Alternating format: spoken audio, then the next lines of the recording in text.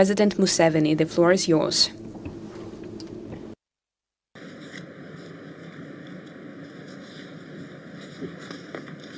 His Excellency President Vladimir Putin, Their Excellencies, the African heads of state and government, the people of Uganda send you greetings and well wishes. I have had the good fortune of watching and participating in freedom activities in our area for the last 60 years plus. In order to understand the struggles we have been involved in, we should be reminded that by 1900, the whole of Africa had been colonized except for Ethiopia. This colonization followed 500 years of taking slaves from Africa and the devastation that criminal trade caused. It was not only Africa that was colonized, but also much of Asia, India, Indonesia, Indochina, Burma, the Philippines, Malaysia, etc., and the subjugation and extermination of the indigenous people of the Americas and Australia. However, these criminal acts by the imperialists, the slave trade and colonialism, provoked the colonized people into launching a resistance movement by some of the black people in the United States of America, in the persons of Du Bois and Pademont, who launched the Pan-African movement. This was the first step. Secondly, in 1912, the African National Congress of South Africa was launched, led by new resistance fighters, different from before, when the leaders of the resistance were the kings and chiefs, such as Kabarega of Uganda, Mkwawa of Tanzania, Lobengura of Zimbabwe, Mwanga of Uganda. Thirdly, the huge country of the Soviet Union was taken over by communists in 1917, and so was the huge country of China in 1949. Those communists were staunch anti-imperialists. Fourthly, our good fortune was that the greedy imperialists started fighting among themselves over us. I'm referring here to the so-called First and Second World Wars. In effect, these were inter-imperialist wars vying for domination of the world. In those wars, the imperialists weakened themselves to the advantage of the anti-colonial movement. That is how India, Pakistan, Indonesia, etc. got independence. Some of the imperialists tried to cling to colonies, but they were defeated in Algeria, Vietnam, Kenya, Mozambique, Angola, Guinea-Bissau, Cape Verde, Zimbabwe, Namibia, and South Africa. Fifthly, even within the imperialist countries, we had allies that were against the evil system. People like Fena Brockway, Dingo Foot, Olof Palme were with us and with our parents before us in opposing this evil system. It is these 5 factors that caused the defeat of the imperialism and restored our sovereignty to some extent.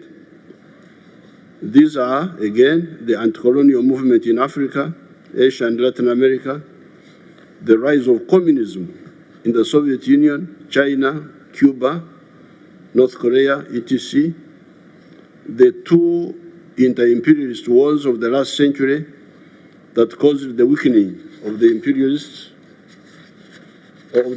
countries to our advantage, even when our parents were used as cannon fodder in those criminal wars, fighting the Japanese in Burma, the Italians in Ethiopia, the Germans in North Africa and Europe.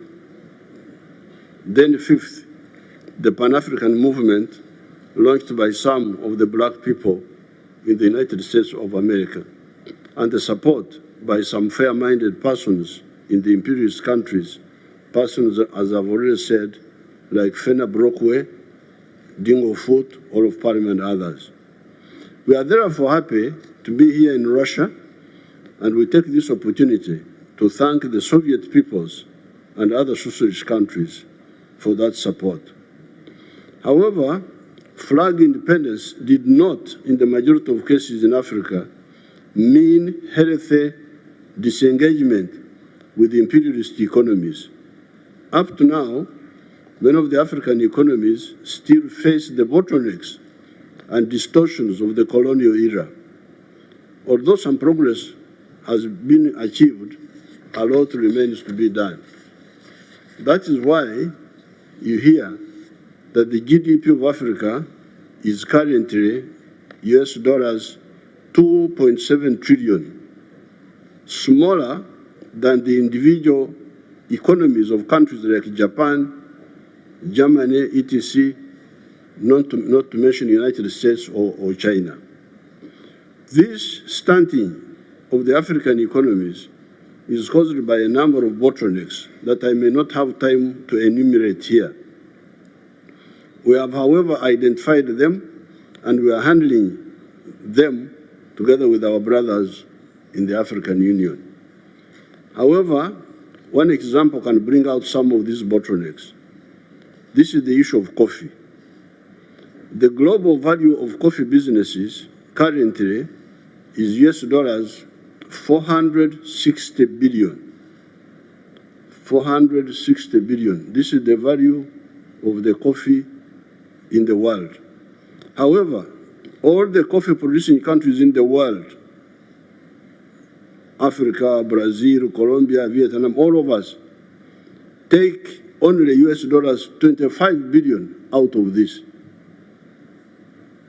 The coffee business in the world, 460 billion.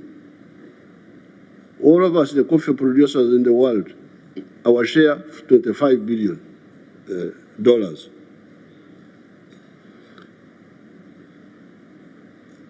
Africa's share is US dollars 2.5 billion. Out of the 460 billion, Africa's share is 2.4 billion. With Uganda taking $800 million, because we are now producing 800 million bags of 60 kilograms each. Germany, a non-coffee producing country, earns US dollars from coffee, 6.85 billion from coffee, more than all the African coffee producing countries.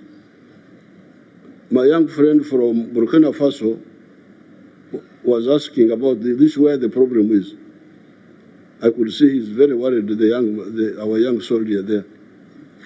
So you have the answer here. This is part of modern slavery.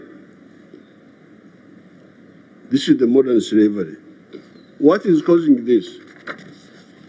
Africa being locked into and also locking itself into only producing raw materials of agriculture, minerals, etc., and abstaining from adding value. A kilogram of good coffee today earns about US dollars 2.5. The same kilogram roasted and processed outside Africa earns about US dollars 40. So we get $2.5 for a kilo of coffee. Somebody who is clever outside gets $40. This is the hemorrhage that has stunted Africa's growth. There are other bottlenecks, but I do not have time to go into them.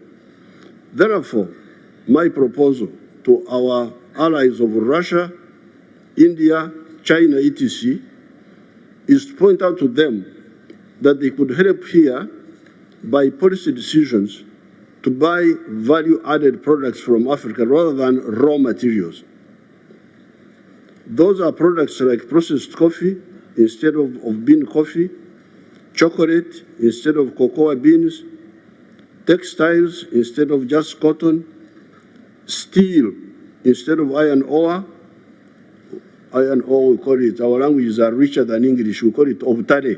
Obtare, that's iron ore, different from the metal. Electric batteries instead of just lithium, etc. Part of the issues we are solving among ourselves in Africa is the issue of the free flow of goods and services in the continental free trade area. If this is addressed, the other problem of food, which people are talking about so much, for African societies, will also be partially addressed. In Uganda, we don't have a problem of food.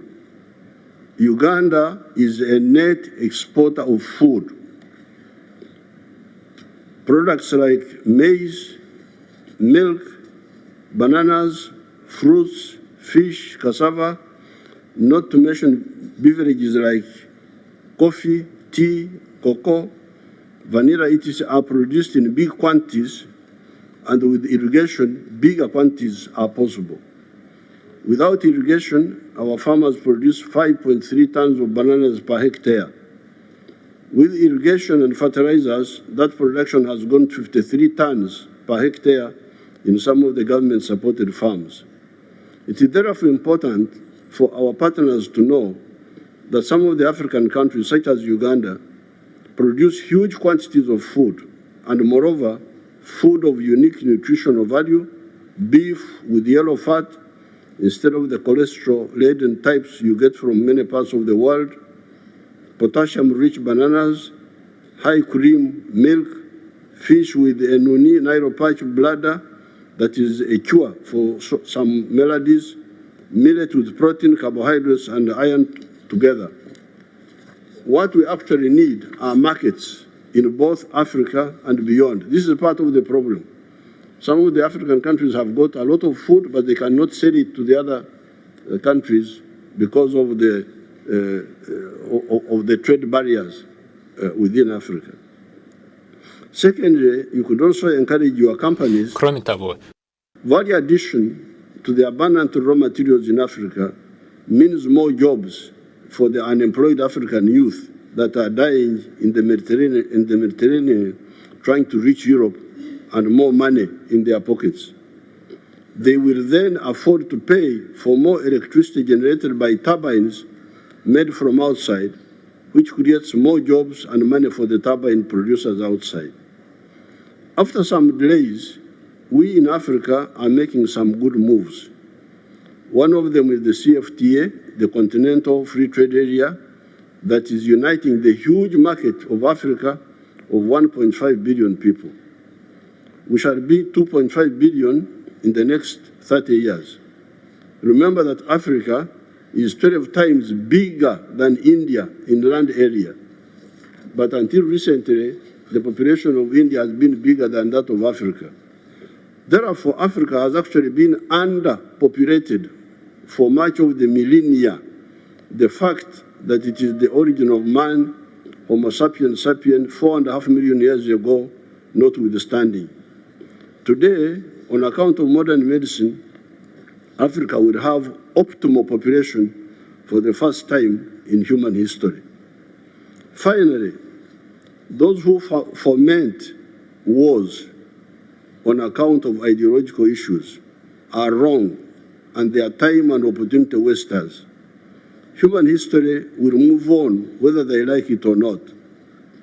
Did the religious wars in Europe impose religious conformity in the world?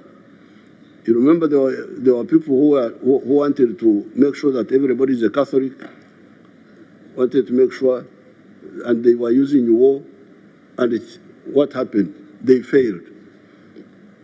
Did Metternich, there was the Austria of the Austro-Hungarian Empire called Metternich. Did Metternich's Holy Alliance stop the spread of capitalism and the overthrow of feudalism? When there was a revolution in France in 1789, This revolution was a bourgeois revolution, was a capitalist revolution. Now, Metternich was supporting feudalism, and his answer was to launch war to defeat the capitalist movement in France. But he failed. The only justified wars are the just wars, like the anti-colonial wars. Wars of hegemony will fail and waste time and opportunity. Dialogue is the correct way. I thank you. Thank you so much.